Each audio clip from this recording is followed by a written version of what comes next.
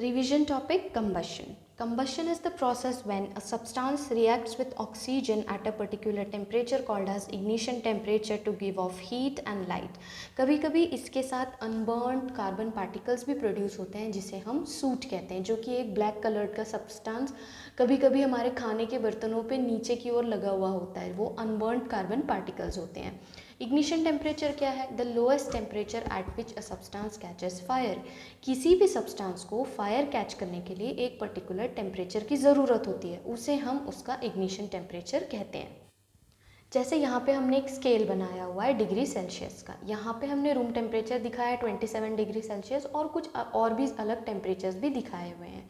अगर हमें किसी भी सब्सटेंस को बर्न करना है तो हमें उसे उसके पर्टिकुलर टेम्परेचर तक हीट अप करना होगा।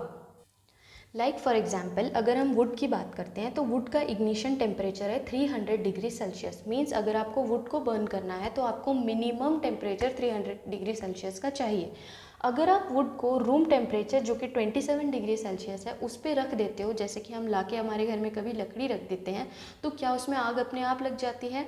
नहीं लगती, क्योंकि 27 डिग्री सेल्सियस टेम्परेचर इनफ नहीं है।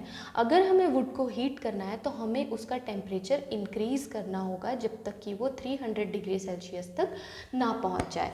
जब वो 300 डिग्री सेल्सियस तक पहुंच जाएगा टेम्परेचर किसी हीट की वजह से, सो वुड अपने आप कंबशन के प्रोसेस में एंटर कर जाएगा और उसमें आग लग जाएगी।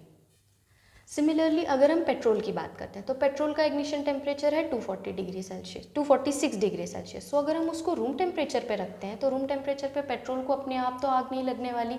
अगर हमें पेट्रोल को के अंदर आग प्रोड्यूस करनी है, so we will have to increase the temperature, we will have to increase it till we reach 246 degree Celsius. जैसे ही 246 डिग्री सेल्सियस रीच हो गया, पेट्रोल विल कैच फायर।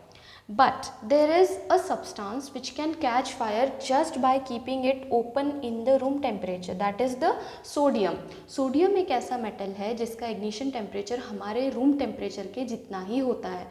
सो अगर आपने सोडियम को रूम टेम्परेचर पर भी खुला रख दिया तो विदाउट एनी एक्सटर्नल हीटिंग उसमें आग लग जाएगी। That's why we say that sodium is a highly inflammable substance.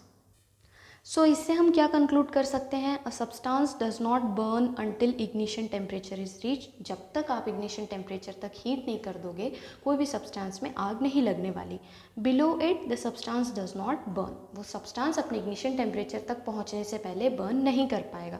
अब हम किसी भी सब्सटेंस का टेम्परेचर कैसे इंक्रीज कर सकते हैं? या तो बाय फ्रिक्शन, जैसे कि अगर हम दो स्टोन्स को आपस में रब करते हैं तो उससे भी फायर प्रोड्यूस होता है बिकॉज टेम्परेचर इंक्रीज हो जाता है। That is an example of friction. या फिर एक्सटर्नली हीट करने से, हम बाहर से हीट प्रोड्यूस करें और उस सब्सटेंस को दें ताकि वो बर्न हो सके। The substances with very low ignition temperature are called as inflammable substances. जो आसानी से बर्न कर जाते हैं जैसे कि एलपीजी, पेट्रोल और अल्कोहल, उन्हें हम इन्फ्लेमेबल सब्सटेंसेज कहते हैं। सोडियम को हम केरोसिन में क्यों स्टोर करते हैं? जैसा कि हमने अभी पढ़ा कि सोडियम का जो टेम्परेचर है, इग्निशन टेम्परेचर, वो रूम टेम्परेचर जितना ही है। दैट इज़ वाई अगर वो डायरेक्ट कॉन्टैक्ट ऑफ ऑक्सीजन में आता है at room temperature, it will automatically catch fire. उसको आपको बाहर से हीट करने की ज़रूरत नहीं है। Hence it is kept in kerosene to avoid contact with oxygen. इसीलिए हम क्या करते हैं, सोडियम को ऑक्सीजन के कॉन्टैक्ट में आने से बचाने के लिए उसे केरोसिन में डिप करके रखते हैं, जिससे वो ऑटोमेटिकली फायर कैच नहीं करता है। I hope the concepts are clear. Thank me letter.